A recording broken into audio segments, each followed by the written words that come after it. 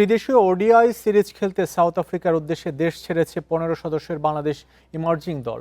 দীর্ঘ সময় পর প্রতিদ্বন্দ্বিতাপূর্ণ সিরিজের সুযোগ পেয়েছেন লেগ স্পিনার আমিনুল ইসলাম বিপ্লব। সবশেষে অনূর্ধ্ব-১৯ বিশ্বকাপ খেলা সামিউন, বর্ষণ ও ইমনের মতো পারফর্মার রাখা হয়েছে দলে। আছেন টেস্ট দল থেকে বাদ পড়া মহিদুল অঙ্কনও। এছাড়াও আছেন জাতীয় দলে খেলা শাহাদত দীপু, জাকির হাসান ও ইরফান শুক্কুর।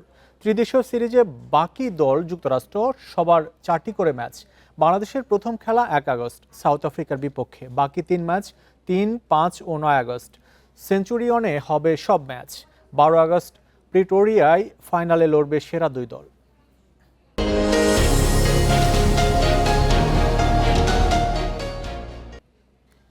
একটা বড় অপরচুনিটি, তারা বুঝতে পারবে তারা আসলে কোথায় আছে, ইন্টারন্যাশনাল ক্রিকেটের কোন অবস্থানে আছে। তো সেইটার লক্ষ্য রেখে আমরা সামনের দিকে আগাবো।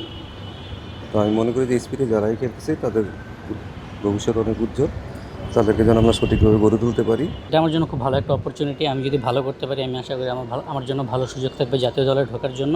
টিমের বাইরে ছিলাম অনেক দিন, এটা অনেক ডিফিকাল্ট একটা সময় ছিল, বাট সবসময় নিজেকে প্রিপেয়ার রাখার চেষ্টা করেছি, ভালো একটা প্রসেসের মধ্যে দিয়ে যাওয়ার চেষ্টা করেছি, কীভাবে ভালো ক্রিকেট খেলা যায়, কীভাবে ডেভেলপমেন্ট করা যায়,